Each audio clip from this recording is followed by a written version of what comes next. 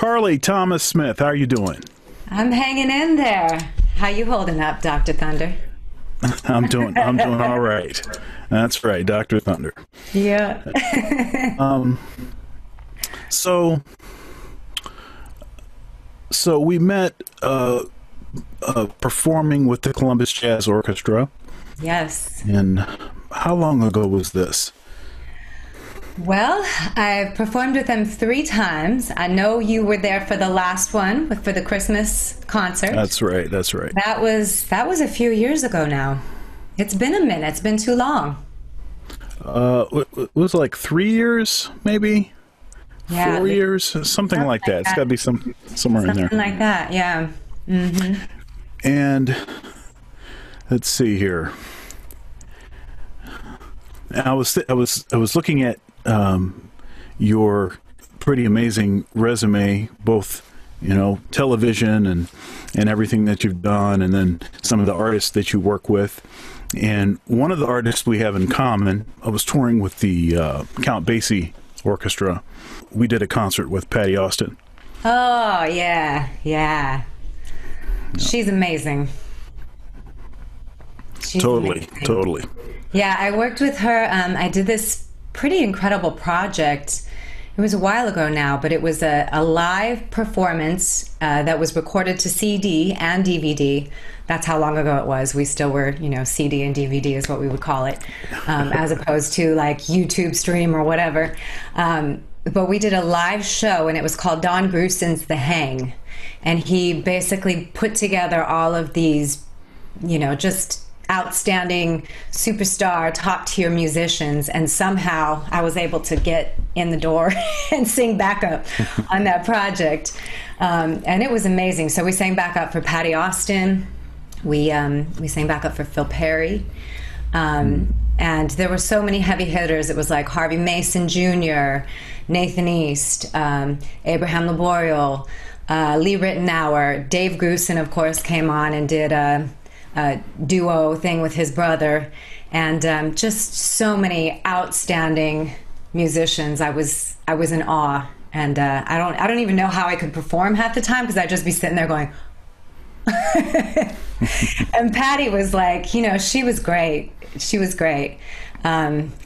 It was funny because we were rehearsing. There were 3 of us singing background vocals, and we were rehearsing out in the car on a break, and she sent Phil Perry out to spy on us to see if we were any good.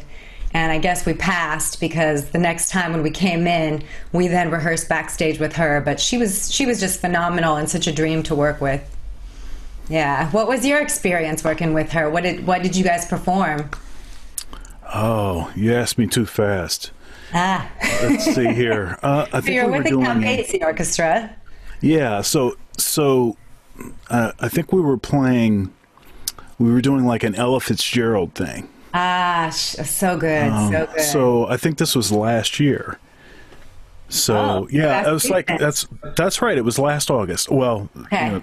A year ago, August. Okay. And let's see, where we were in California. What was that festival? What is it? The Monterey?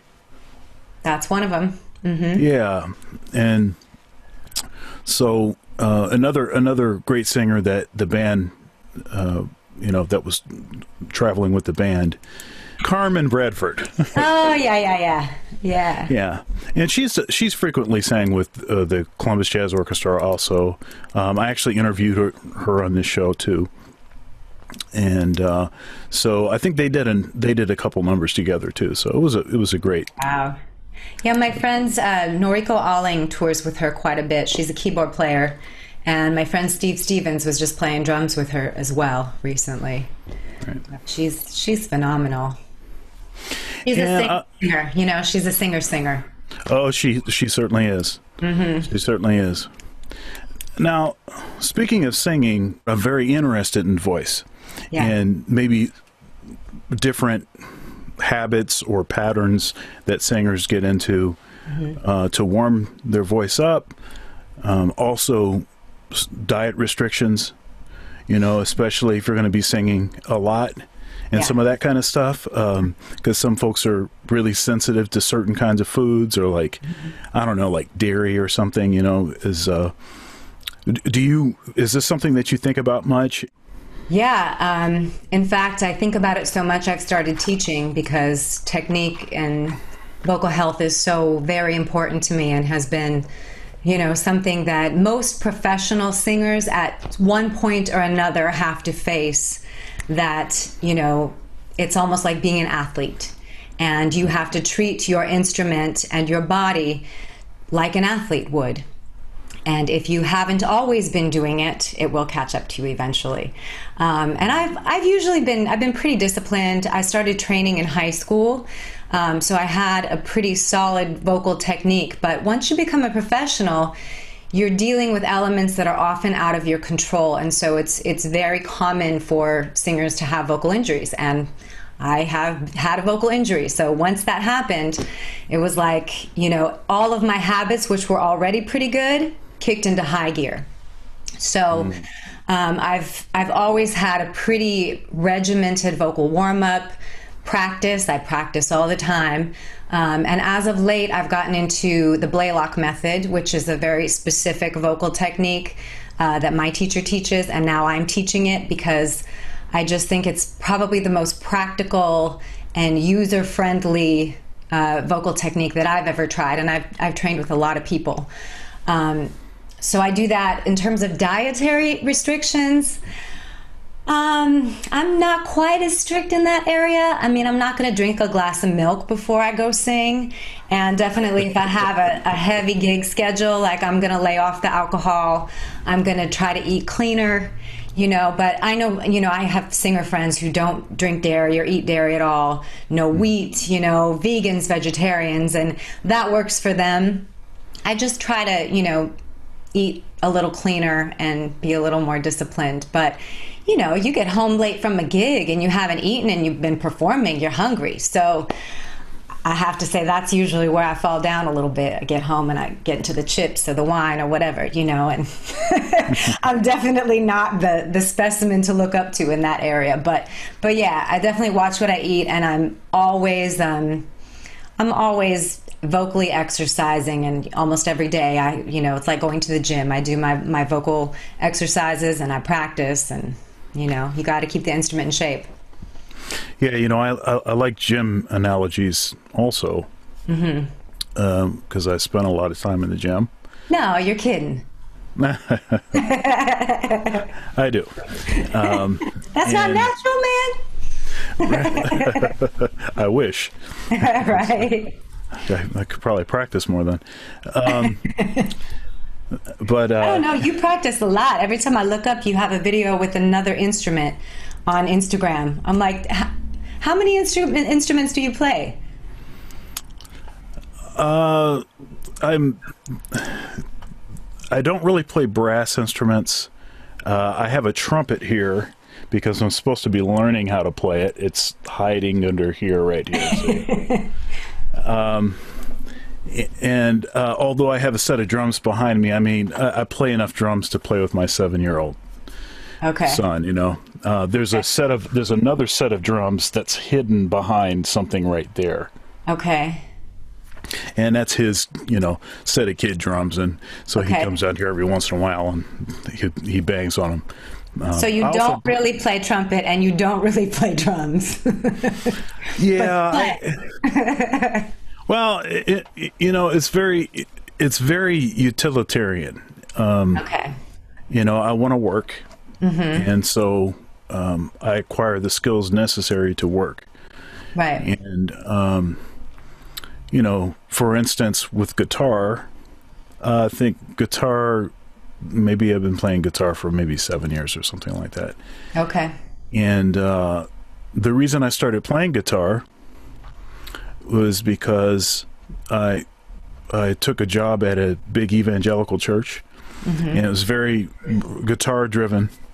We'd have 3 guitars, not including the bass guitar, and then keyboard and drums, and then a lot of singers and things, and I was like, okay, so I was doing a lot of writing for them. It was part of the position. Thank you so much for watching my video so far. If you'd like to support, There are several ways to do so below. Also, likes are free. Please comment, share, and subscribe. Now back to the video. The position was to write a lot of music and to, arrangements and things. And I started thinking, well, in order to be a better writer for guitar, maybe it would be a good idea for me to learn how to play guitar. So I started learning how to play guitar. I already played bass. I've been playing bass for longer. So it wasn't totally foreign, but yeah. And then, then I fell in love with the instrument, and now I spend too much time at Guitar Center. Except for these days, which maybe that's the silver lining in this, is I've spent a lot less money at music stores. Really, I've done the opposite because I've set up at home. Sweetwater is my best friend. Yeah, I like Sweetwater. Guitar Center, the one that is closest to where I live, they usually have like a good stock of used stuff. Okay. And that's actually the stuff that I'm more interested in, is because, you can always get a better deal. And I work on guitars. Okay. So I can find something that's not that great and make it play really, really good,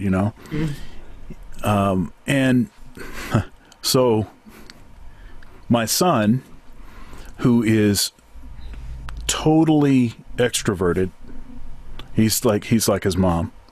She's totally that way. I'm an introvert. Yeah. He's totally extroverted. We go to any music store, everybody knows him. Matter of fact, they know his name. I'm not sure that they know my name. That's hilarious. Right? Because he's just and he says, we get in the store, he says, okay, I'm going to go make a friend. Oh, my goodness. Okay. That's just how he does it. That's how he does. Like, with intention.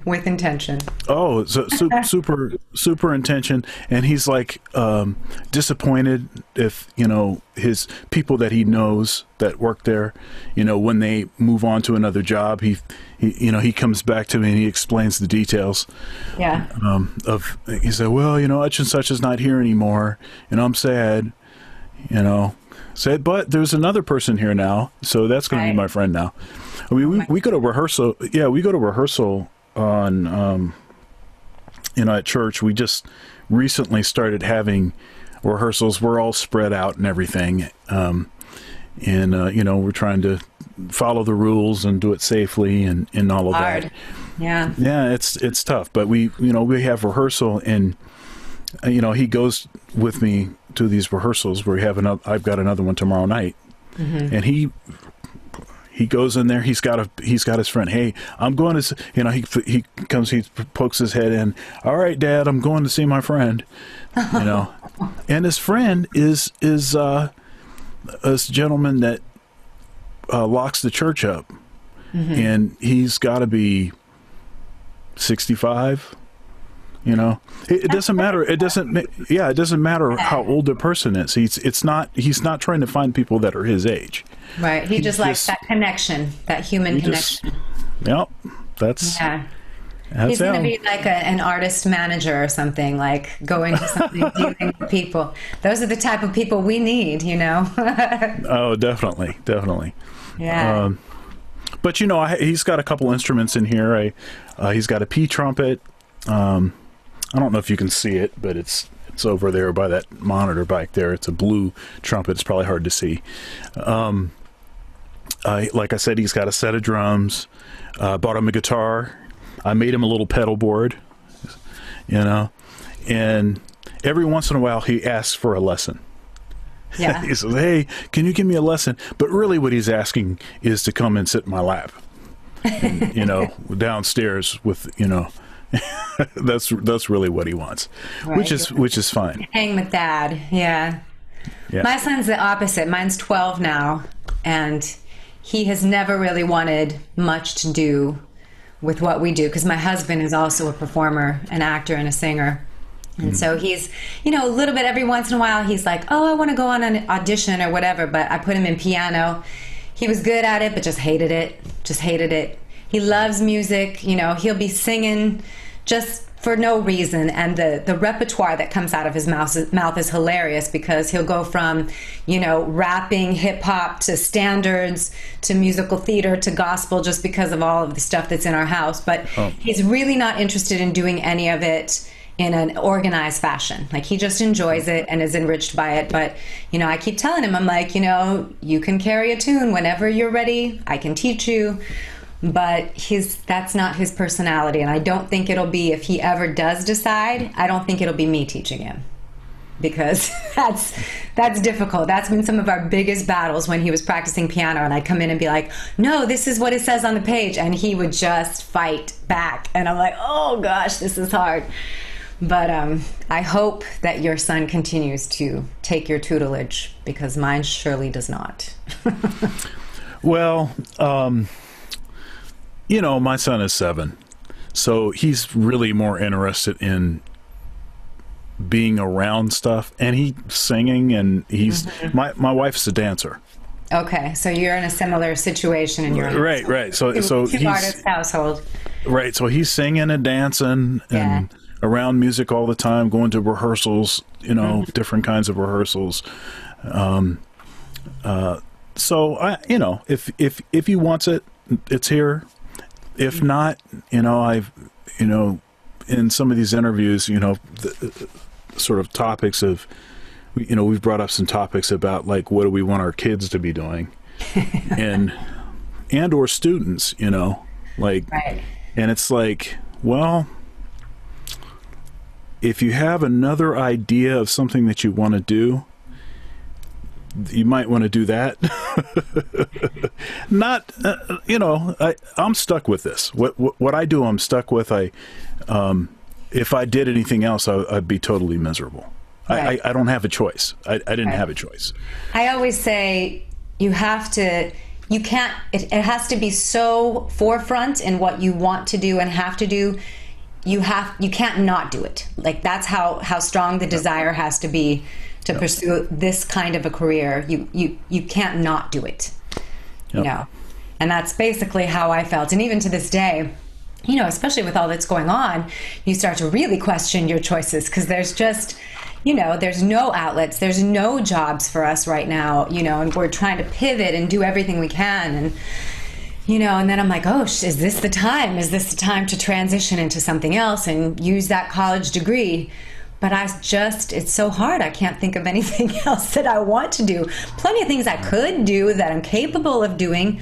I have friends who are like, oh, I can't do anything else. And I'm like, I think you could do something else if you really wanted to. And I know I could do something else, but it's just, when it's a part of who you are, and especially after it's been your career for so long, it just becomes difficult to think of something else that you would want to do and put so much of your heart and soul into. I can't imagine doing a job that I don't love, because I've always loved what I do. But that comes with the sacrifice of the instability. So yeah, it's a challenging career. It is. And at times I find, teaching at Ohio State, I'm often in situations where I have started to rethink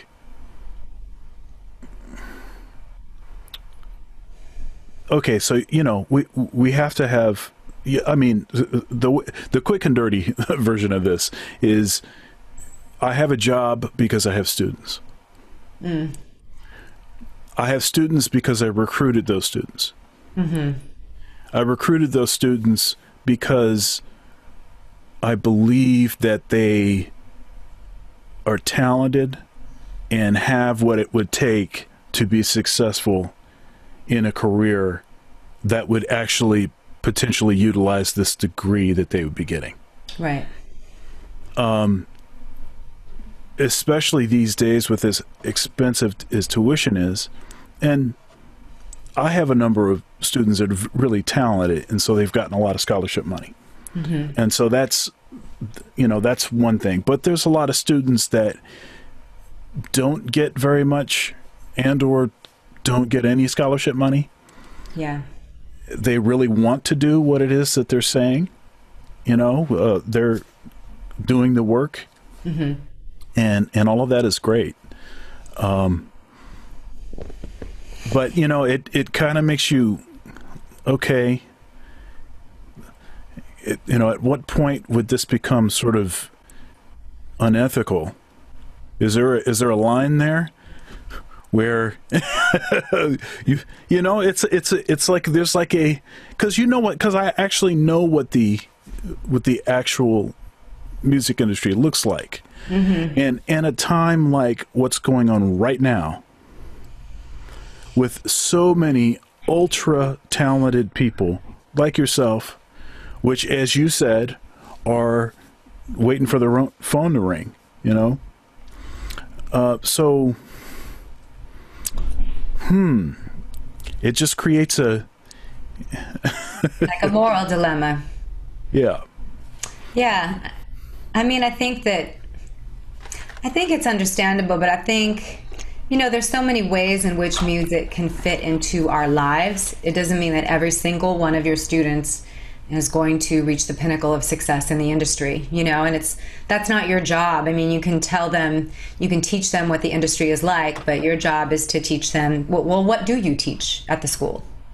Are you teaching business, yeah, or are you teaching the actual technique of the instruments? Yeah, so I'm a professor of jazz saxophone. Okay.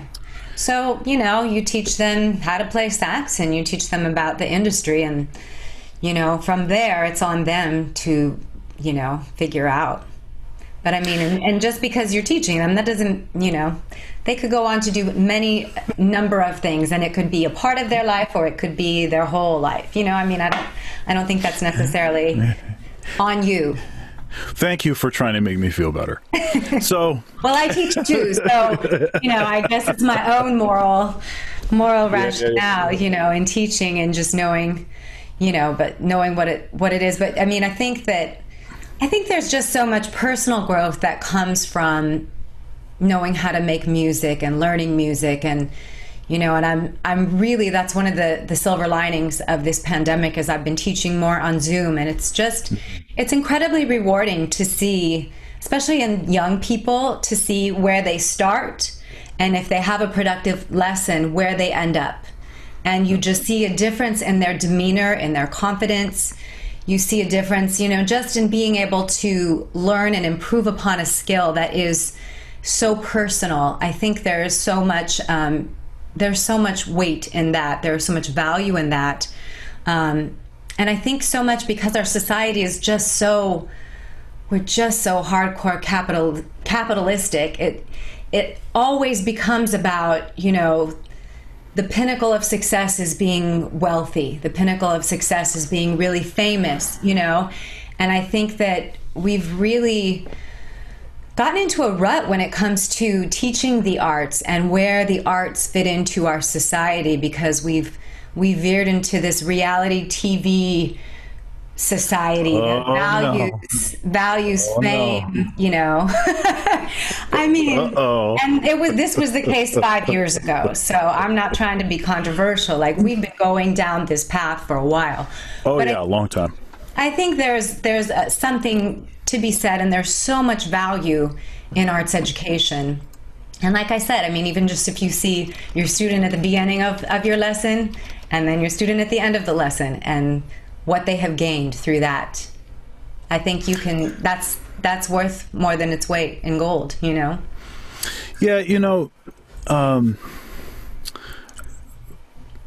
I mean, there's so much positive that happens when you're in the practice room, and when you're in a band. I mean, there's not many places where you can,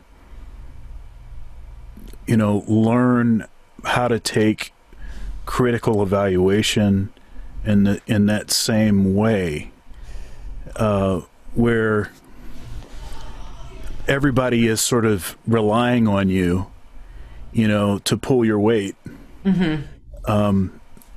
Where, if you want to do it or if you don't want to do it, speaking of practicing, when you get done and you had a good practice session, the sense of accomplishment when things are better, and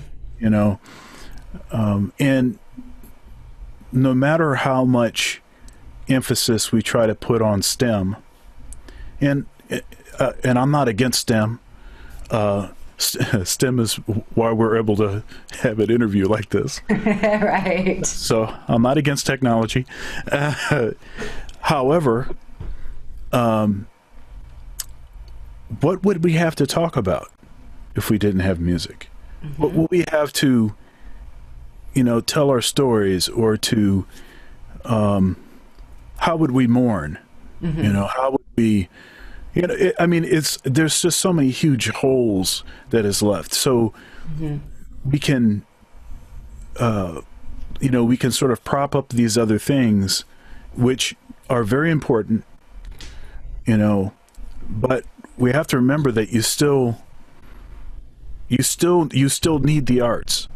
You still need the arts. The arts are sort of, it's the, it's like the soundtrack to your life or something, Yeah, it's the heart and soul. It's the empathy. It's the compassion. It's the critical thinking and creative thinking. Like all of that stuff comes from arts education. And the STEM stuff is connected. Music and math go hand in hand. That's right.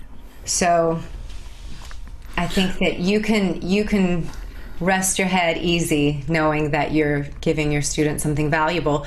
That said, I think that it is important that you're realistic and practical about the business, and it is hard. It is hard, and it's, the only reason I keep doing it is because I love to sing, and that's the thing. I always am like, oh, this business, and then I go and I perform, and I'm like, oh, I love that, and I'm pretty good at it, like that. This is what I do. So you're more than pretty good. You're more than pretty good at it. You're great at it. Thank you. Ditto, sir. Ditto. Thank you. Now you said something about music that your son, hears around the house. It's so eclectic. I want to rewind. What kind of music was going on in your house when you were a kid? And do you know when it was that, the arts, that, acting and music would play such a sort of critical, central role in your life? Yeah, when I was growing up, my parents are both children of, the 60s era, hippies, LA. So my dad played guitar and sang, and we always had, we had that old, like, teak shelves entertainment center in the 70s. I don't know if you remember that style, but it was like 4 tiers and kind of open on the side. And we had the turntable and the stack of records below, and that stack was the ones that were played a lot, and then we had the records, in the shelves in the next room or whatever. And that stack, my dad loved James Taylor. My dad loved, Bob Croce. My mom loved Carly Simon, Stevie Wonder. So it was a lot of the stuff of the 70s that, I listened to when I was very young. A lot of the, soul, R&B, pop stuff, singer-songwriter stuff. So that was the stuff when I was really little that I heard a lot growing up. And I always wanted to sing. Like, I can't remember a time that I didn't. I always wanted to be a singer. And, my parents were always very supportive of that, but I was also really good at academics. And so they were like, why do you want to waste that, And I'm like, because I love to sing. And that just never changed. So I really can't remember a time when I didn't want to sing. And, that you got your family stories of, I don't know how much of this is true anymore because the story's been told time and time again. But I was very, very little, and my dad was playing guitar and singing. And there was a group of people over, My mom was there, my aunt was there, and he was singing, and there was this big like guitar interlude, and he played the guitar. And when it was time to come back in after the solo, I think I was only like 3 or 2 or something, but I gestured like I knew when it was time for him to come back in. So even at that point, I already knew like song structure and stuff, and people were like, "Oh," and I would always sing along with him and stuff. But people were like, "Oh, she knows," and it was, you know, after a very long solo. So I think people knew from a very young age that that was something that I was going to go into. And then as I got older, my stepfather is actually a bass player, a jazz bass player. So middle school was his record collection, and that record collection was very formative for me. You know, we would, before my mom and my stepdad got married, we would go down and visit him in Minneapolis. I went to high school right south of Minneapolis. I spent some of my childhood in Minnesota. So we would go visit him, and he had an apartment in uptown Minneapolis. And I remember going there and just spending so much time going through his record collection. And he had everything from, you know, Ron Carter, Branford Marsalis, Marcus Miller, because he's a bass player, to, you know, Chaka Khan. That's where I discovered Rufus and Chaka Khan when I was in middle school. And that changed my life. Like, Chaka to this day is my favorite singer of all time because of her versatility, not just her power, but I mean, her jazz chops are insane too, you know? And so I discovered her there, Weather Report, you know, and then all the contemporary pop stuff that was going on in the 80s too. Prince, you know, from Minneapolis. So Prince, Whitney Houston, you know, and then as I got a little older and I started to dive further into jazz, because I actually played saxophone in high school, then I started to get into Sarah I knew Vaughan. I liked you. I liked you. So yeah. I was pretty good back then too. I don't play anymore, but I was pretty good back then. But then I got into, you know, the saxophone players of that time in contemporary jazz. I loved Branford Marsalis. And then as a vocalist, I really got into Sarah Vaughan and Ella Fitzgerald, Nancy Wilson, Aretha Franklin. Aretha has some jazz stuff too. So it kind of progressed, you know, from, I feel like there's this period when I was really little, formative years, where I started to love music, and then middle school, high school, and then college. And, you know, just... there's just always music around, you know. Yeah. So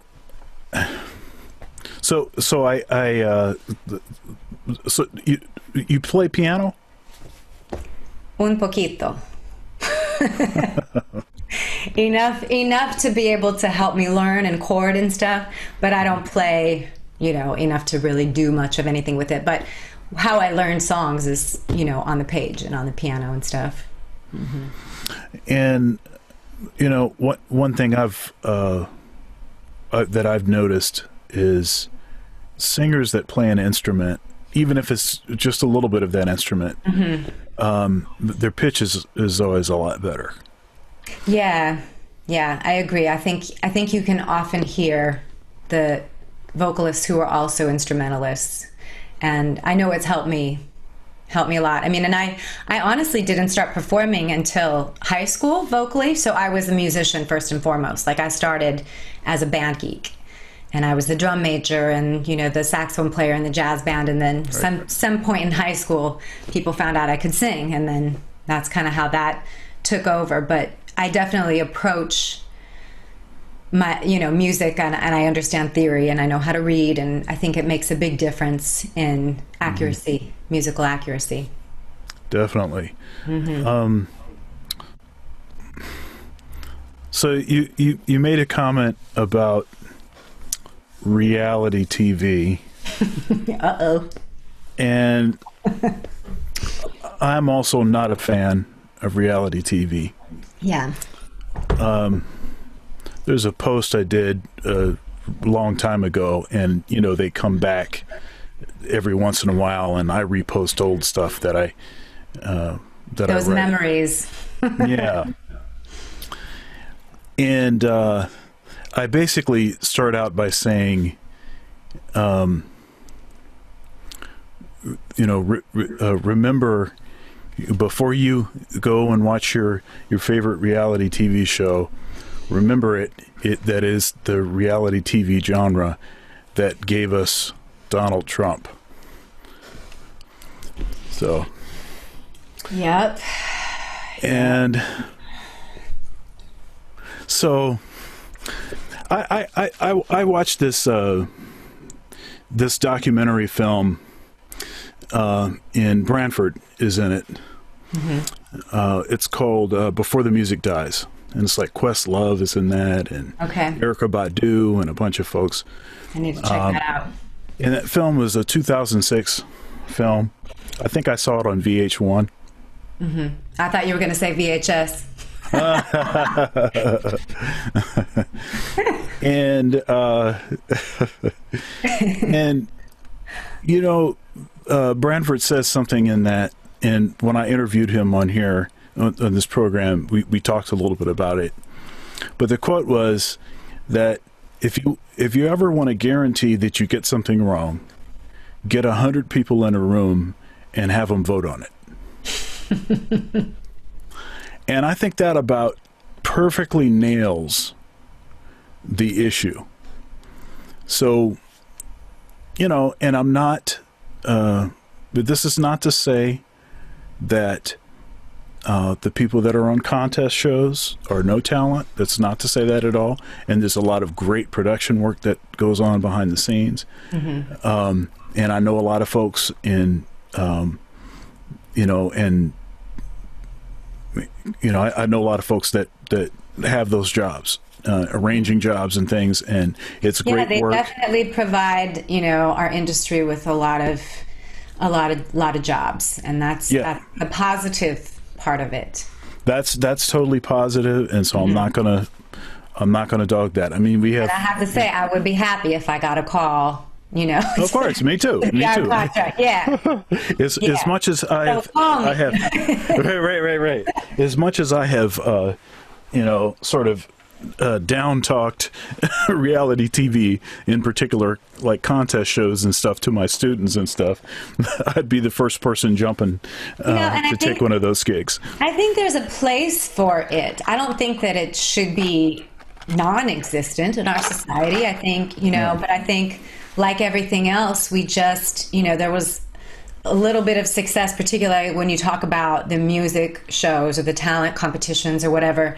It's like one show has a little success, and then there's, you know, 20 shows. And then that becomes the way, you know, and I work with a lot of people who have been on those shows, and there's some really talented people who come through there, and it becomes a vehicle. But it's really interesting to me that, especially the generation below ours, that's how they view getting into a career in the arts. I have a friend who does a lot of session singing and, you know, a lot of background vocalist stuff, and she's really incredibly talented. She's probably maybe 30, but she said when she was growing up, basically the way that you got into the music industry, and the way that she saw it was to either be on a, you know, American Idol or to work in a church gig. And that was basically the ways that you could, because she grew up in the church. So those were basically the avenues that you could have a professional music career with. And when she realized that she could do session work, then things kind of changed and opened up for her. But that was such an interesting realization for me. I was like, what? Like, that's it? You thought it was American Idol or church gigs? Because I grew up, you know, with a working musician in the house, gigging, you know, and back when we were coming up, it was like, you know, you create a demo, you create something, and then you try to get a deal off of your creation. You know, you're more of in charge of creating your product as opposed to becoming just a peg in the system.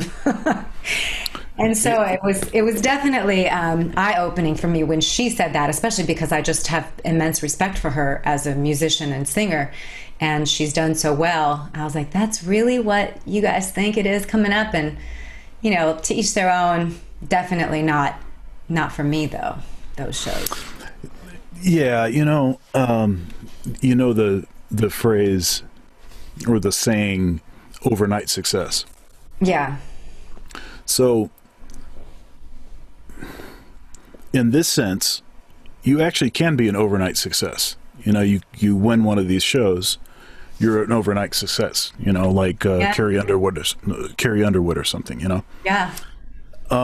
And she's mad talented, you know, like. Oh, definitely. It definitely is. And again, I don't, you know, I'm not besmirching the people that are getting on the shows. I mean, sometimes you have to do what you have to do to get noticed. Yeah. However, for folks that, you know, came up before, it's not just the contest shows. It's the contest shows plus social media. Yeah. It's the collaboration of these validation by voting or by liking, you know, and then if someone shares it or subscribes or any of that kind of, it's that sort of that component, that, you know, that added dimension, right, and the immediacy. Right. I mean, you know, because we used to have, we had Star Search, right? You know, that was fine. A matter of fact, Dave Chappelle was on Star Search. Yeah. So was Beyonce. Right. So I mean, so it's not that, you know, doing these kinds of shows is necessarily a bad thing. I just think, as far as how we validate or how we receive validation, it's really very it's a different time. Like it's very confusing. I could really see how someone, you know, 10 years or 15 years younger than me, and just what was going on at that time, I could see how that, you know, that someone would think that was really the only path. Yeah. And I think, you know, as you said, I think they're not all bad. I think the problem is when it takes over and the balance isn't there. And so you don't, you know, you've got the winners of these shows, but then now you're missing these bands who came up organically or artists who grew organically, and it's hard to compete when that's not your product, when, you know, like I said, it's the immediacy of social media or being able to say, oh, I was on American Idol or The Voice or whatever, like that, when that takes precedence over the other thing, which is the organic, homegrown artistry, you know? Right. And the even the academic pursuit, you know, the really learning the history of what it is that you're doing. You know, I think, and then there's another dimension to it where if you can really just get on a show and become an overnight success, and so basically just sell out for finding the right opportunity to do that, then it sort of takes away from the whole personal story and the struggle associated with getting to a certain place, the experience, you know, I don't know. And honestly, I can hear that in the music. Yeah. Or it's not much hear it. emptier. It's much emptier because, you know, as artists, our technique and our skill is very important, and it's a part of it, but the other part of it is what we have to say, what we have to express through our music, through, you know, our songs, our lyrics, our shows, and so you end up seeing this very one-dimensional artistry happening as opposed to something that's fleshed out with life experience, you know? Right. And that's, you know, that's one of the reasons I decided to go to college, and, you know, because I just felt like as an artist, not only do I need to hone my craft, but I also need to hone my spirit and have something to say, you know, be able to communicate a song from my own experience and not just, you know, for the sake of a 15-second soundbite or whatever, you know? Right. Yeah, I hear you on that. Yeah, you know, in some ways, it's, I mean, there's nothing really analogous to this, but it's a much smaller version of like people that don't have kids versus the people that have kids, and just that there's just a different perspective. I know my own perspective so dramatically changed. There's a long list of things. I don't even know what I was thinking about before. Like, like really? Well, you're so tired, you can't remember. Right. That's true. This is true. Yeah. You know, I tell this joke, you know, to my students. You know, I tell them, you know, I used to think that you needed 8 hours of sleep. Turns out you only need about 3. But the thing is it's not really a joke. I mean, I guess need is relative, you know? I mean, right. Your body probably would disagree with you, but, you know.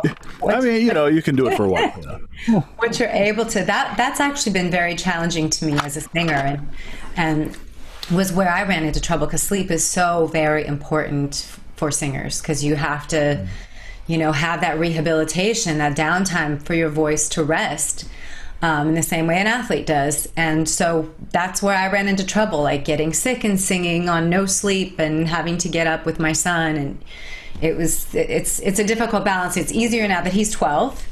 And now that he's older, but when he was younger, I mean, I had him trained from a very young age. He'd be like, "Are you on vocal rest this morning?" You know, like, and I'd be writing things to him, or you know, putting things on my phone and letting him read it. He learned how to read very young, but that is challenging as a vocalist, as a parent who is also a vocalist, because you just don't get as much sleep, and it definitely affects your voice. Yeah, I don't get as much sleep as I probably should, and I've been trying to figure out how to fix that. But I mean, for a lot of years, and this started before my son was born, but certainly for the first 6 years or so, I was getting about 4.5 years. About 4.5. That's how much you need. Your body's like, right, I have 4.5 years of sleep. I need that. Yeah. But I was getting about 4.5 hours a night, and if I got that, if I got it consistently, I could function. I could do all the stuff that I was doing, and I had and I don't think it's 100% unrelated. I don't think it's not related at all to the sleeping thing. But say this was not this past May, but a year ago May.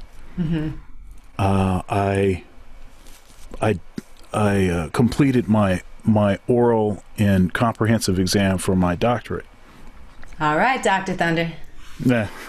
Thank you. And I was, you know, thank you. I was pretty stressed out about it. I was pretty stressed. I couldn't sleep the night before. Yeah. That made a lot of sense. I go down and do it, and they're like, "Congratulations, everything's great." But instead of me just, you know, going home and sleeping like the best sleep that I've ever had, which would be the, you know, seems like that would be the natural thing. I went on about a 3-month period of time where I almost was not sleeping at all. Interesting. And it was, you know, I went to counseling and stuff, and I got on some medication. And it took about a month. Well, yeah, it was about 2 months where I wasn't sleeping, and it took about another month to stabilize it so that I was sleeping. And then eventually I was able to get off the sleeping medication. But I didn't realize this. I hadn't thought about, you know, family history and things, and how some of that stuff could play into it. Because what was causing the inability to sleep was I was having these really aggressive panic attacks, like super, like intense, like easily the worst experience I've ever had in my life. This was last year? This was not this year. This was last year, May 2019, May of 2019. Good thing you didn't know what was coming. Oh yeah. But yeah, it was I was having anxiety, a lot of anxiety, and then that was playing into the whole can't sleep thing. And then I got to the place where I believed that I couldn't sleep. Mm-hmm. You know, and I'm pacing around and stuff. It's 4 a.m. I'm pacing around the family room. I'm trying to go out to my car. I'm in my car. I'm like, oh my goodness, what's going on? And I could not figure out what the heck was going on. It was the scariest thing. And then I started going to counseling. I talked to the counselor, and he had dealt with a similar thing. And so he had some really good things to tell me, things that helped me quite a bit. And like I said, I got on some medication. And I have never, up until then, I never had to be specific about when I went to sleep, the routine that I got into as I was trying to go to sleep, the kind of things that I was doing up until that point in time. I never had to think about any of that stuff. And that stuff just turned on a dime. Now, I don't have to be as regimented with it now, but I also am somewhat afraid of allowing it to just get, super off kilter. Yeah. But the sleeping thing is, that's like the worst. That's one of the most effective tortures that they can do. They don't let you sleep. They just keep you awake. Yeah. And you start hallucinating and stuff, and you start telling all the secrets because you don't know that you're talking. Yeah. Yeah. No, I think it is a torture tactic. Yeah. It is. And I know I feel tortured when I can't sleep. That's always when my brain starts working overtime and you start spiraling. And it's because you're so tired. It's the worst. Well, I'm glad you got that taken care of. I used to have bouts of insomnia when I was, younger. And then I think after I became a parent, I was so tired all the time that when I had the opportunity to sleep, I just slept. But during this pandemic, it's been difficult to regulate just because the physical activity during the day is so much less, and even if you're working out, it's just very different than, especially for us as musicians. It's like when you're gigging, it's a physical experience, you're doing something physical, and I'm jumping around, dancing, singing. It's taxing, so it wears you out in a way that allows you to sleep better. But with my son too, it's like he's doing virtual learning at home, and he's also, he's a basketball player, so he's just gone back to basketball practice, but it's still only like a couple times a week. They're doing everything according to protocol, of course. But he's only playing a couple times a week. He doesn't have PE. He's not running around with his friends, and so it's been tough for our whole household during the pandemic to figure out sleep patterns. And I know my son hasn't been sleeping as well. I'll wake up in the middle of the night and then I can't go back to sleep, and then the mind starts going, and you're like, okay, I got to do all of these things in my life tomorrow. Like the urgency of everything becomes so much when you're, sleep deprived and awake in the middle of the night, and you're like, okay, I got to do this with my life and this with my life. And then you wake up the next day and you're like, oh my God, like that was a mess. I was a mess last night. I'll tell you, I tried to play like a trick on my not wanting to go to or not being able to sleep. I was like, okay, well, I don't know. In this scenario, I don't know who I'm talking to because it's me. And I guess it's okay as long as I don't answer. But hey, whatever works. Whatever works. But I was like, okay, if I'm not going to sleep, that's fine. I'm just going to stay up and do all kind of stuff that I need to do anyway. And I thought I was going to like like trick it, or like, okay, all right, we'll let you sleep then. I thought I was that good, but of course that's not what happens. And then of course, if you're sleep deprived, you're thinking of all the stuff that you can do, but but the effectiveness that you could do it would be so diminished. Yeah, it would take so long to do. So you're like, I wrote this amazing song, and then you look at it the next day and you're like, oh, not so good. 3 chords. Isn't that like that?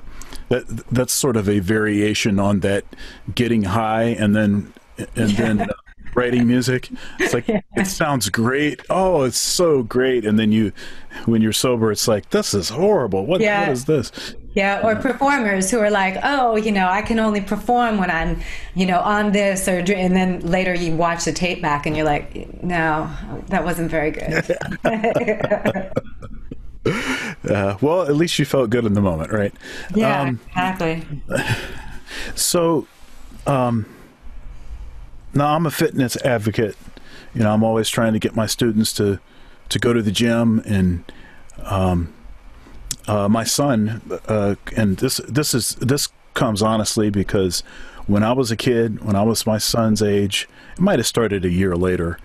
My dad had us all doing exercises before we went to bed, push-ups, set-ups, other calisthenics, because he was trying to set up the expectation for us to do some kind of physical, get moving, get your blood pumping, get breathing hard or something. And there was a direct relationship between that and the ability to produce a good sound on saxophone. Yes. That I think it was another motive that he had for me in particular. I started playing saxophone when I was 6. So I think the physical exercise, I think, was really important. Yes. Did he play too? Yeah, he was a great saxophone player. Okay. Yeah, sounded like Lou Donaldson. Okay. Yeah, he's a bad dude. I have a cassette tape of him playing. I keep saying this, and I haven't done it yet, but I'm going to do this not too long. I have one of his solos, a recording of one of his solos, and I want to transcribe it and give it to him, as a gift. But well, you've got time now in the pandemic. Right. Although I feel like we have all this time, but it becomes difficult to be productive still, when you don't have the structure, and I know it sounds like you guys have a little more going on in Ohio than we do in LA. So that's been a challenge, all those things that I always thought, oh, if I just had the time, I'd do blah, blah, blah. I've done half of them, That's a pretty good percentage, actually, given the. I might be exaggerating. You might be exaggerating. So, but I was going to ask you about fitness. Yeah. I mean, you're in shape. I mean, do you think that helps your singing? Yes, 150% yes. I think it's especially as you get older, like if you want a long career, when you're younger, you might not notice it as much, but if you want to have a longer career, and once you get to 20 years deep, you have to have habits that sustain you, and that includes taking care of your body. And I mean, my instrument is right here, so if I'm not in shape, then I'm not functioning to 100%, so for me, I was a dancer. I trained dancing. I don't dance as much now unless it's for, shows, and I consider myself more of a mover now, but I grew up taking, ballet, jazz, hip hop, tap, all that stuff. And when I was young, I actually was quite chubby. And so at a certain point, I think it was probably like 8th grade, 9th grade, I discovered fitness, and part of it came out of vanity. But I have to say that it has sustained me, because once you start to work out, and because I started those habits at a young age, it really has just always been a part of my life, you know. And I try not to be too compulsive about it. I'm not too regimented, and I try to have a lot of variety. So yeah, now with the pandemic, of course, the gyms are closed, but I've never been a huge gym fan. The gym has always just kind of been one way to get a workout, but I love to jog, and I do yoga. I dance a little bit still, and I do various kinds of workouts with weights and, dancer workouts and stuff like Pilates and that kind of thing. Right.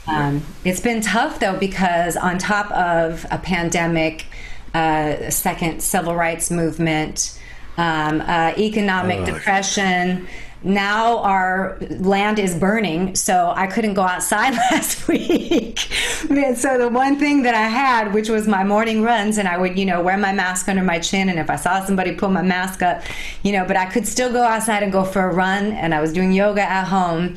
But last week I couldn't run. I ran for the first time today, but yeah, I definitely, for my mental, for my spirit, for my mind, for my health, it's all very important. And the older I get, it started, like I said, more as a vanity thing, but the older I get, it's more about my sanity.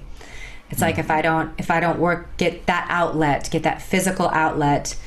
And there's also space that comes mentally when you're, working out as well. I work out, I learn music while I'm running. I work out a lot of stuff while I'm running. And if I don't have that, it's no bueno, no bueno.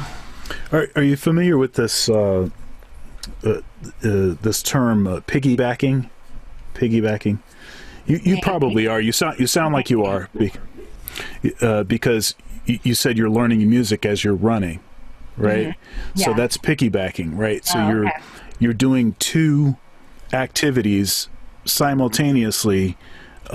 They just don't require the same sort of resources, How is that different from multitasking, or is it synonymous? Well, so the difference with multitasking, first of all, there's no such thing as actually multitasking. You can't actually multitask. Okay. You can teach yourself how to do how to do movements that correspond. Mm-hmm. In some kind of way, like you can teach yourself patterns, mm-hmm. And it could be separate things that are in a pattern together, mm-hmm. but you can't give the same amount of focus mm-hmm. to each one of those. In piggybacking, running doesn't require focus, not like learning a song does. Right. So you can use those resources for learning the song, mm-hmm. and then the sort of like automatic functions that you can do. Right. I do the same thing with, especially when I was in school.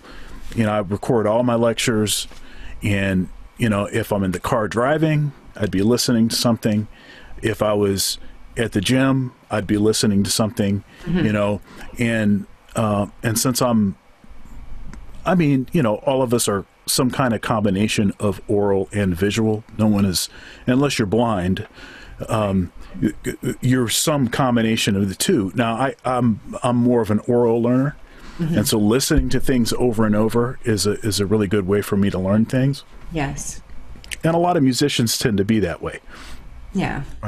Especially musicians that are more on the commercial side, jazz and commercial side, where so much of it is about the ear. Yeah, and the feel. Learning things from ear. And the feel, right. Mm-hmm. But yeah, the piggybacking thing has been something that I've, it's something that I encourage my students to do. And it's something that I'm always trying to find other things that I can piggyback with. Right. Because, there's, you have 24 hours in a day. It's not enough. It's not enough. Yeah, right. And so you got to find a way to do other things at the same time. And mm-hmm. since, as I was saying, multitasking is not really and I know there's that, I know that there's that thing that says women are better multitaskers than men are. There's that thought process. But when you actually study brain activity, when you're trying to do these separate things at the same time, mm-hmm. Neither men nor women are actually capable of doing it at a high level. I mean, stuff suffers. Something suffers when you try to do things at the same time. Yeah, I think my husband is better at multitasking than I am, to be quite honest. You know, I'm always that one who, if I'm focused in on something, I'm like, leave me alone. I'm doing this. Like, right. Which is hard as a parent, because you don't get moments like that all the time where you can just give 100% of your energy to something unless you're away from the house, you know, which is, again, the challenge of the pandemic and being home, you know. Now, I'm going to tell you something, but it's not because I'm bragging. Uh-oh. I just wanted to give a little bit of a contrast between, I think, the way that things are out where you are now and the way that they are in Ohio. Mm-hmm. So Ohio was not hit nearly as bad as the East Coast or the West Coast. And actually, the gyms opened back up the day after Memorial Day. Oh, wow. So they have been open continuously since then. In Michigan, the gyms just opened up, I think, last week. And it feels safe to you? You feel safe there? Yeah. So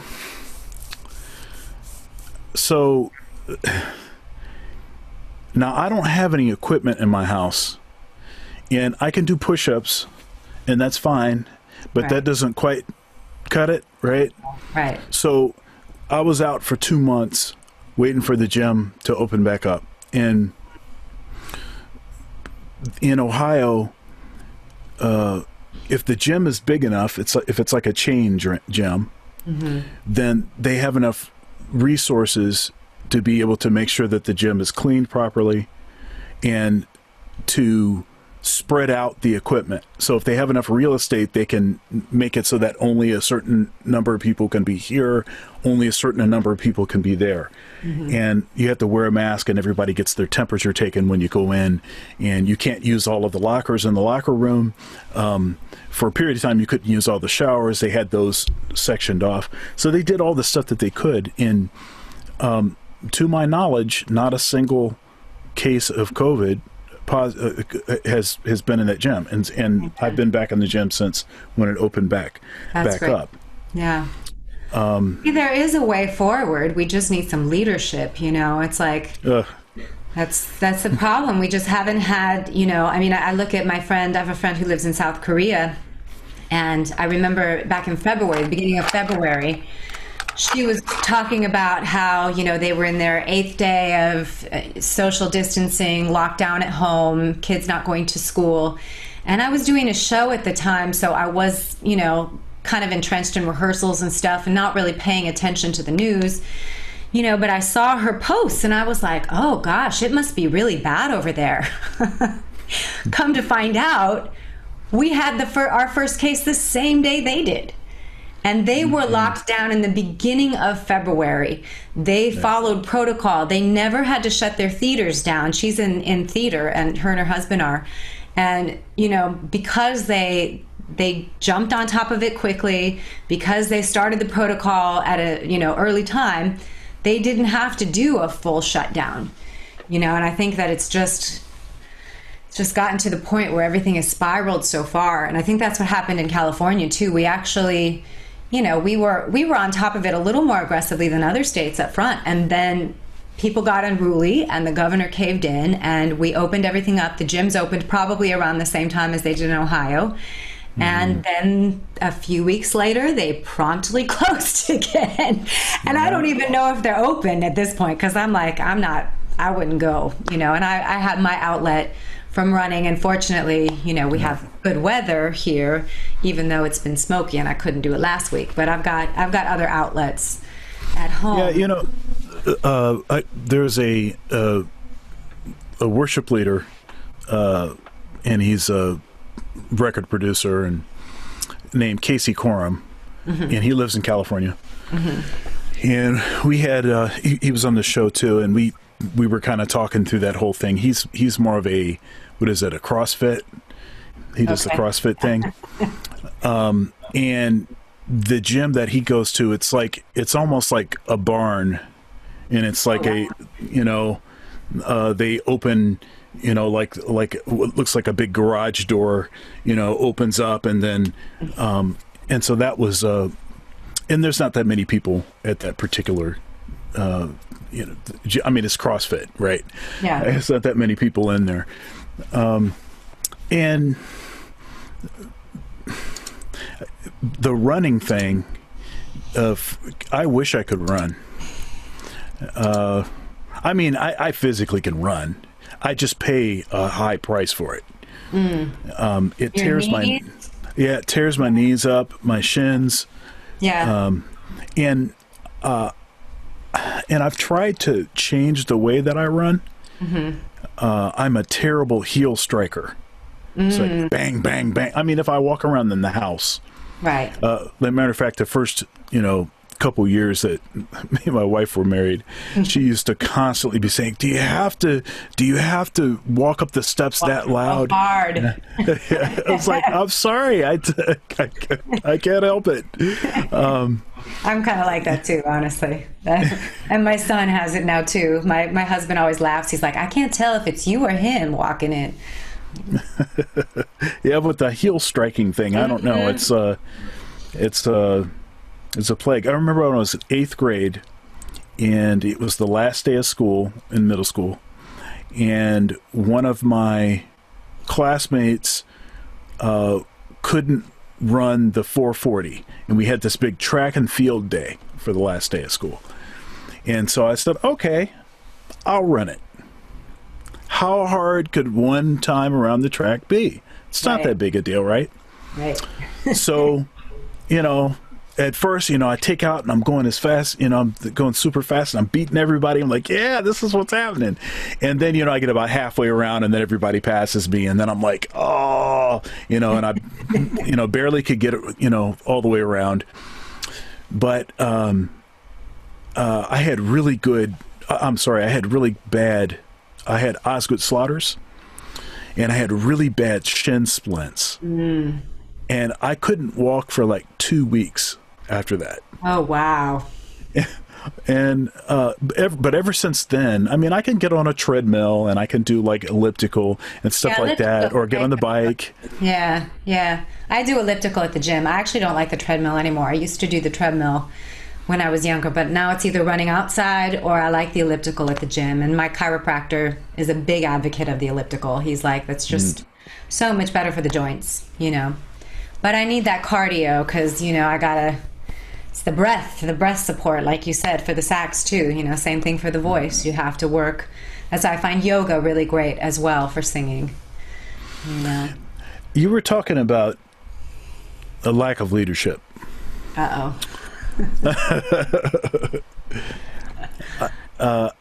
I had Wynton Marsalis on, and he was talking about the lack of leadership, and he was saying, you know, there's no good leadership on, you know, at any level.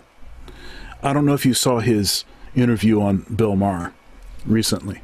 I didn't. It's a really good interview, and I think he really nails, you know, he nails sort of the source of the problem, of where we find ourselves right now, with the kinds of leaders that we have, you know. And one thing that he said in that interview was, well, the interview with me was that, you know, there's no sense in even looking at the president. He said he's the byproduct, or he's the, you know, he's the result of things that have been, you know, not done well. He's the symptom. He's the symptom, right. He said it's like if you go to somebody's house and the kids, you know, the kids are peeing on the table. You don't look at the kids. You don't go and talk to the kids. You go to the parents. Obviously, it's the parents that have the issue. Yeah. And so, even mentioning, you know, and you hate to, you know, think of the president as a child. Well, but but hey, there you go. So I feel like that's doing a disservice to children, but wow. You probably are doing a disservice. Equate him with a child. Well, honestly, he's not the kind of guy I probably would want around my kids. So. No, I mean, and to be quite honest, whenever I need an example of exactly how not to be, that's the example that he is for my son, how not to be. Well, at least we're getting something out of it. Sometimes you got to laugh so you don't cry. I'm telling you, every time you think it can't get any worse. I mean, and I think that's the difference. Well, I totally agree, you know, with that analysis by Mr. Marcellus about him being the symptom, him being the product. I think the difference, though, now is there used to at least be an awareness of what was right, even if what was wrong was being done. And there was at least a pandering to it, an acknowledgement of what was right.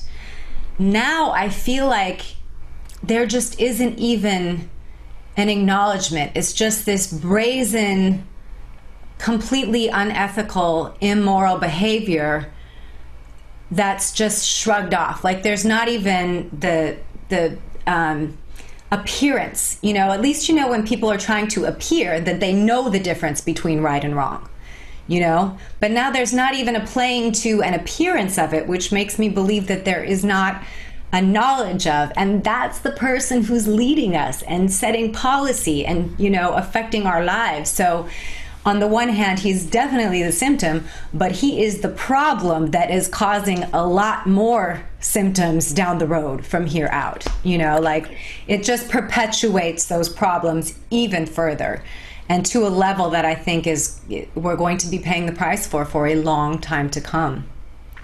I certainly think that having the president act in certain ways may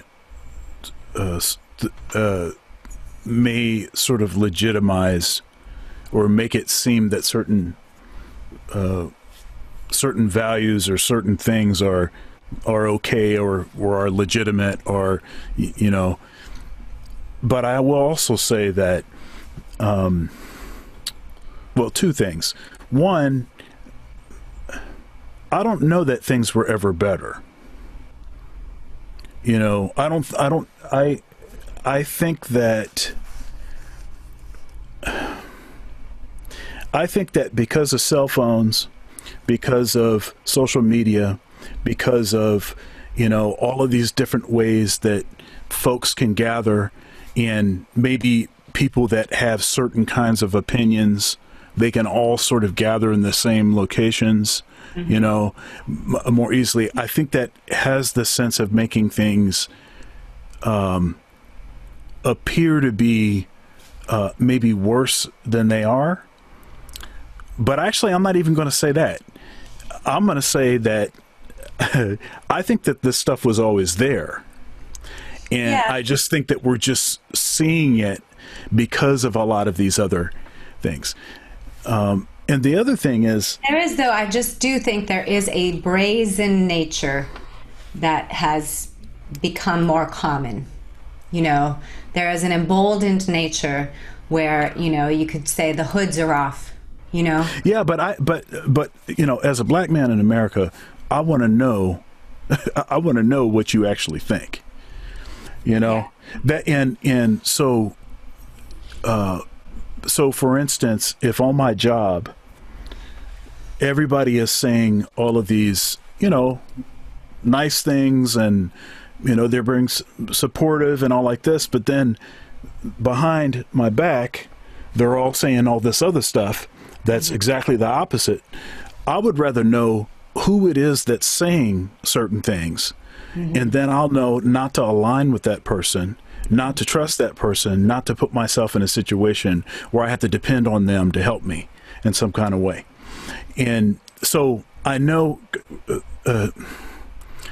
there's something obviously negative about having stuff on Front Street like it is right now. Okay, so I'm not going to say that that's some kind of positive thing.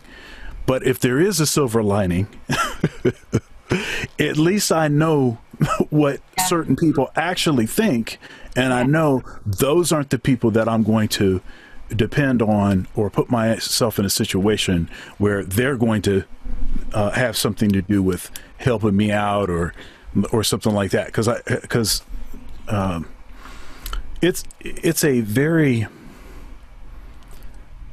a pretty funky situation. A lot of the stuff that we see, you hear people decrying systemic racism. Mm-hmm. Oh, systemic racism. And yeah, I mean, I think there's some pretty clear examples of systemic racism. Mm-hmm.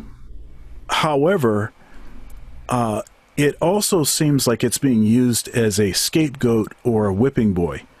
So rather than me myself taking responsibility for what I've done to contribute to that, let me talk about systemic racism, because then I don't have to actually account for my own culpability.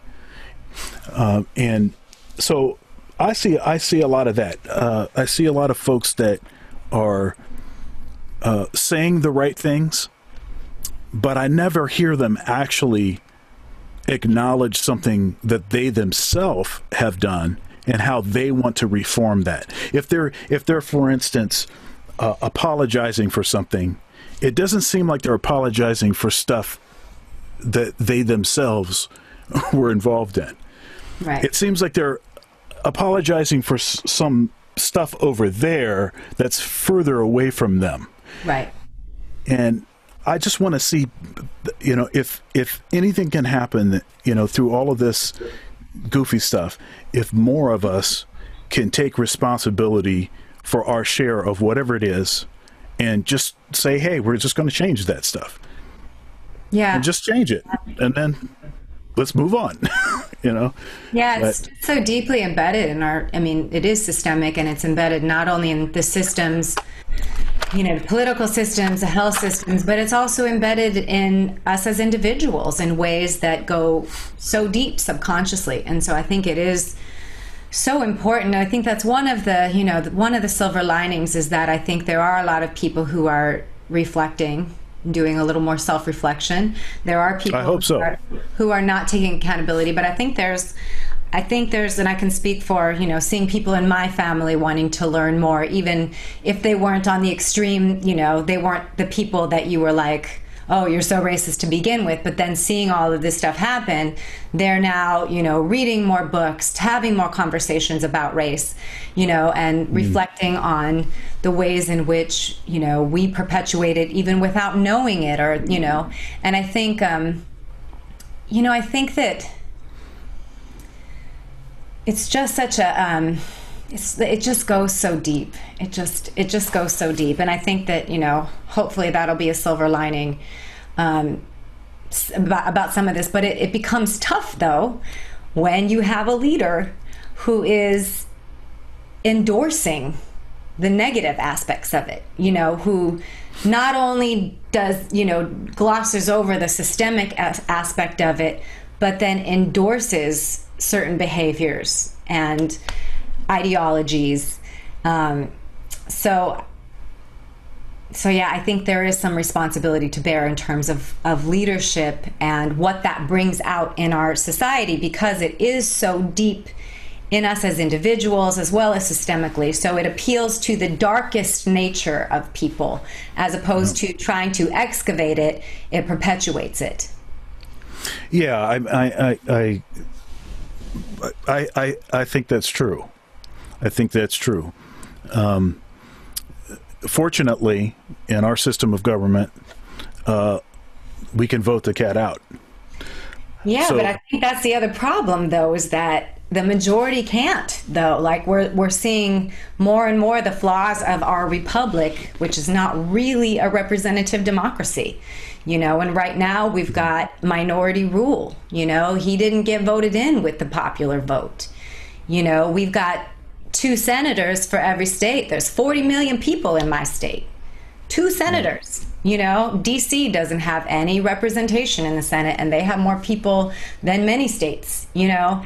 And so I think, you know, yes, we can vote. Yes, everybody needs to vote.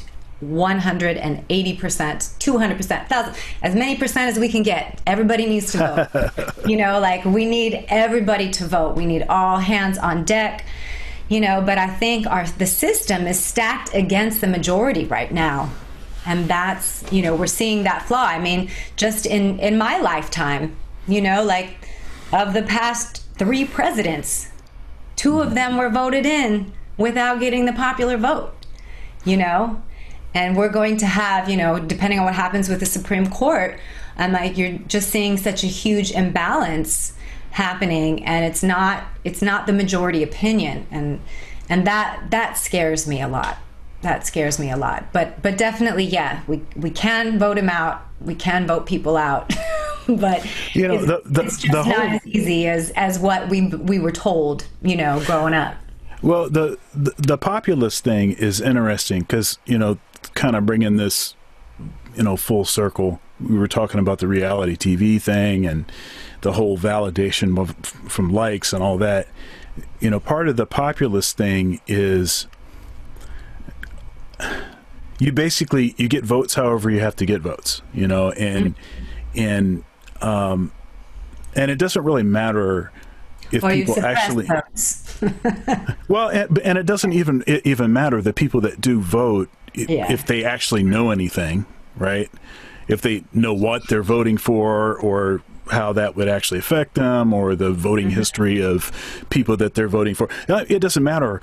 A person that is totally knowledgeable and a person that's totally not knowledgeable, they both cast a vote, they vote opposite way, they canceled each other out. But that's not really equal, right? Because the person that actually understood what was going on, it's like it's like some of the judging in some of these shows. Right, it's not educated. Right. So really, you over here, you don't really know anything, but because you have 20 million followers on Instagram, you're on the panel here. And me, I have a, you know, what's a name degree, and I worked with, you know, doctorate, these folks. So those are supposed to be the same. Well, yeah, they're the same, you know, because, you know, if I raise my hand and they don't, then it's, you know, or if they raise their hand and I don't, or if we both raise, whatever it is, it's just, it's a funky situation. One thing that I never hear politicians really encouraging the electorate to do is to contact their representative. That's definitely become something that more have been encouraging that as of late. That's maybe one of the good things, is that there are more people active and activated within systems. I know I've been calling mine all the time. Yeah, more so than I ever was before. And I was, you know, I like to think of myself as informed and active. But it's definitely become more so as of late. And, you know, I have representatives who fortunately are in line with what I value, but I still call them. And the other thing is it seems like not enough, well, it doesn't just seem like, not enough people are aware of other alternatives. So we have this sort of binary Republicans and Democrats, but there are some third-party platforms that I think they have a lot of really good ideas, and it's not necessary that maybe someone is still going to vote for a Democrat, maybe someone is still going to vote for a Republican, but when they contact the representative, if they've been actually checking out some of these other policy platforms, they can actually say, hey, have you thought about this, or have you done this, you know, or even have some of these third-party candidates participate in some of the debates, so that their ideas would be heard, and so then the Democrats and Republicans would be forced to have to actually get off of their talking points and actually try to assimilate some of this and actually have a real conversation. I mean, there's not very much listening in politics, right? I have my talking point, you have your talking point, we don't change at all. I go to the next show, I'm still saying the same talking points as if I wasn't even on the show with you before. Mm-hmm. So this is... Yeah, and I wish that conversation about other parties would start, though, before the national elections. Like, the problem that always seems to happen is all of a sudden we have this third-party candidate or these other candidates who come in, at the 11th hour. And you're like, dude, you needed to be here establishing your party, like, after the last election. Like, that's when you needed to start to build a base so that it becomes, because it's still binary. That's how our system is, and I think it's, again, another thing that is problematic about our system. Like, my aunt lives in Amsterdam, and she was talking about how many parties they have and how, they each have their interest, and then there's, a handful of parties that really have a chance at power or being elected, but it's more than two, it's like 11. And they all influence and advocate for their positions. And I mean, I think we have seen, at least in terms of the Democrats, Bernie Sanders is an independent, and his platform definitely influenced, the progressive platform influenced the Democratic platform. And then you see on the Republican side, the Libertarian platform that was propelled by the whole Tea Party movement, they definitely influenced the Republican platform as well. But you're right in that it becomes too binary, and a lot of people don't understand any other platforms. And truthfully, I don't know that they really understand the platforms of the party that they end up. Oh, no, not at all. Oh, they definitely don't. I was watching Joe Rogan, and he has sort of an unpopular view, or a controversial view. I'm not a fan. Yeah, but his view was that basically, I mean, could we have some kind of, I mean, for everything that we do that is meaningful, you have to at least be able to prove that you understand something about what you're about to do. For everything, for anything that's meaningful. But for voting, you don't actually have to know anything.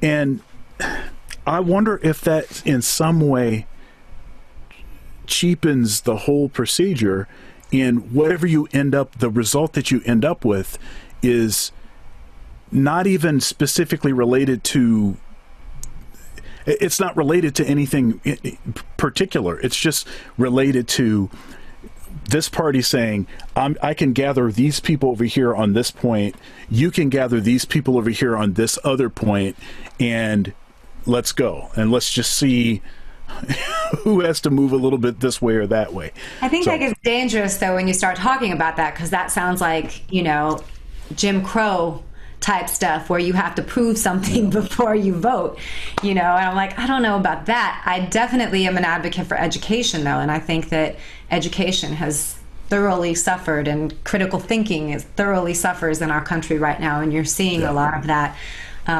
So I definitely would be an advocate for more, civics. We had civics in high school, and we had debate, and I'm not sure how much of that is happening anymore, and what they're teaching when they're teaching civics, and what they're teaching when they're teaching history. And I mean, we definitely didn't get what we should have in terms of history and American history, and fortunately a lot more stuff is being taught in certain areas, and we have access to more history now than we did when I was growing up. But yeah, I think education is key, but I'm not sure about some type of a test for voters. I think that could, test would be test is a little that's a little more rigid to what I'm thinking. I'm thinking something that's a little more, I mean, can you make an informed decision about something if you haven't even, I mean, okay, so if I get in there and I don't even read what it is that I'm voting on, I mean, I don't know. It just seems like there should be some kind of personal agency or responsibility or something that causes people to do the right thing and actually understand what it is that they're voting on. Yeah. That's all. And I know that it's not really a possible thing to do, because everybody has the right to vote, and because if you try to put something in place that seems like a test, then there's certain echoes, and Right. I understand that, but how do you actually solve that issue though? Like Education. You know, I think that's the biggest part of it is having an informed electorate, having an educated electorate, having one that is, well-versed in history, well-versed in government, well-versed in critical thinking, and I think that is lacking, responsibility, civic responsibility, instilling that. I mean, even our conversation here, I don't know who will watch it, but hopefully whoever does will be like, oh, I'm going to make sure I read my voter guide if they didn't before, like hopefully that comes from conversations like these and us talking to our friends about it. I mean, I know that I have friends who I text with, like, what do you think about this issue? And, do you know much about this? And, we definitely encourage each other to be informed and try to inform each other. So, hopefully sense of community will kick in at some point, but education is key and fundamental, and it's not happening. Well, there's 1,000 things that we could keep talking about, and it seems like I need to have you back so we can keep talking. Okay. I'm here. Yeah. But do you have like a final word, or maybe a project or something that you have in the works or something that you want to plug? Well, it's been interesting in this pandemic. Like I said, I felt like I should, be recording a record or doing something that I've always wanted to do but never had the time to do. But it's been tough, to really be productive like that. But what I have been doing is teaching. I've been teaching over Zoom. So that's something, if, anybody wants to take voice, they can hit me up, and I will happily teach them the Blaylock method as well as performance methods and, my 20+ years of performance experience and whatnot. I think I'm going to finally release a single that I recorded. I have yet to do that. I'm still working on the artwork. But yeah, so you can look on iTunes for that. And that's about it right now. I'm also recording vocals at home, doing sessions at home. So my little setup here. Yeah. Yeah, I thought that was an isolation thing. Yeah. Yeah. I got my microphone, my warm audio microphone, and my isolation shield, and getting Logic up and running, and my little Scarlett Focusrite, all my gear at home, so I can record some vocals. And I've done a couple projects, which has been really fun. I've arranged some background vocals for a younger artist coming up, and done some different sessions at home, work for hire stuff. So that's basically what I'm up to. Maybe if I get inspired, I'll record a record. But all right. Well, God bless you. I pray for your family and California and these fires and all the stuff that's going on in our country. We'll get through. That the stuff would. Yeah, I just pray that it will get through. Subside. Just reduce a little bit in intensity so that we can breathe. Yeah, I'm just trying to hang on to silver linings. It's tough though, because I feel like every week we just get something else. It's like as soon as you start to crawl out and you're like, okay, silver lining, it's like, whoo, another thing. Yeah, I was saying that, like, when Chadwick Boseman passed away, was like, I felt like I was starting to get momentum again, somewhat back to normal, and then he passed away. The next day, I kid you not, I had a rat in my toilet. I was like, what is happening? How did a rat in my toilet? We had to have the exterminator come out. I was like, what is going on in the world? I was like, it's just every day something. And then this week, with the RBG's passing, and that happened. Actually, I had a gig last week on Friday, my first gig back, and I kind of had a little anxiety about it. And that was the same day that she passed. I was driving to my gig and I was like, oh my gosh, it's just like unrelenting. But yes, we will get through, and I pray that, we'll come out on the other side stronger for it. There's like a meme, well, it's turned into a meme where, see, what was it? This woman, she's driving in her car and she videos herself basically screaming and saying, RBG, how could you die now? All you had to do is make it until 2021. She tried. Yeah. So she tried. I mean, gosh, that's a lot for one little woman to bear on her shoulders, Yeah, she should have been able to retire a long time ago. She had pancreatic cancer like 11 years ago or something. She was still so sharp, though. I mean, what a legal mind, I mean, and people think about her now in terms of where she stands, but just the things, I mean, she made it possible for women to have credit cards without, like back in the 70s, we used to have our parents or our husband sign for it.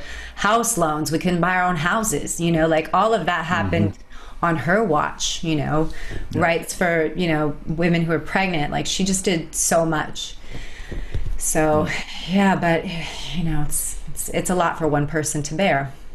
Yeah, I know she was still sharp. I'm just saying, at some point you want to be able to retire and just enjoy what you want to enjoy.